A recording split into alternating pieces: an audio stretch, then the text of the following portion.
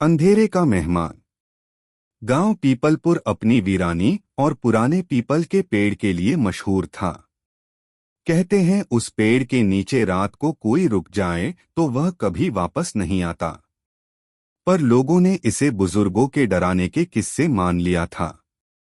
एक दिन शहर से एक फोटोग्राफर अर्जुन गांव में आया। उसे वीरान जगहों की तस्वीरें खींचने का शौक था। गांव वालों ने उसे चेताया, साहब रात को उस पीपल के पास मत जाइएगा। अर्जुन मुस्कुराया, भूत प्रेत पर मैं भरोसा नहीं करता। रात के 11 बजे अर्जुन अपने कैमरे के साथ उस पुराने पीपल के पेड़ के पास पहुंचा। हवा में अजीब सी गंध थी, कुछ सड़ा सा, कुछ लोहे जैसा।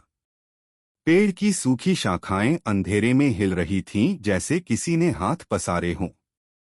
अर्जुन ने कैमरा सेट किया और पहला शॉट लिया। फ्लैश की रोशनी में उसे लगा कि पेड़ के नीचे कुछ हिल रहा है। वह पास गया। कुछ नहीं था, सिर्फ सूखे पत्ते। वह फिर कैमरा सेट करने लगा कि तभी उसे किसी के फुसफुसाने की आवाज आई, तुम आ गए। अर्जुन चौंक कर पलटा।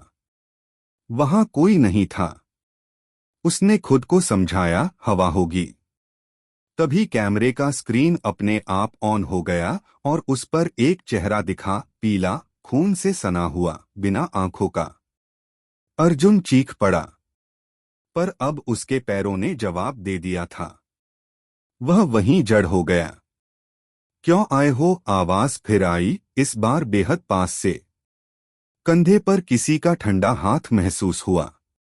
अर्जुन ने पूरी ताकत से दौड़ लगाई। भागते हुए उसने देखा, पूरा गांव अंधेरे में डूब चुका था।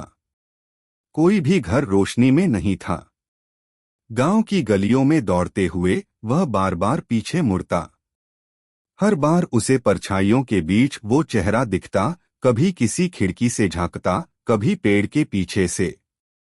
अर्जुन जैसे तैसे गांव के बाहर बने एक पुराने हवेली में घुस गया। अंदर घना सन्नाटा था, लेकिन दरवाजा अपने आप बंद हो गया।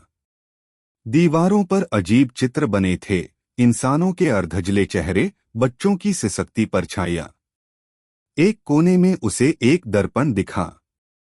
उसने खुद को देखा, पर शीशे में उसका चेहरा सामान्य नहीं था। उसकी आंखें काली हो चुकी थीं और चेहरा फट रहा था। तभी आवाज आई, अब तुम हमारे मेहमान हो, हमेशा के लिए। सुबह जब गांव वाले बाहर निकले तो पीपल के नीचे एक नया सूखा पुतला लटका मिला। कैमरा उसके गले से बंधा हुआ था। अर्जुन का कोई नामो निशान नहीं था, बस कैमरे में आखिरी तस्वीर थी, उस पीले चेहरे की जो अब कैमरे से बाहर झांक रहा था।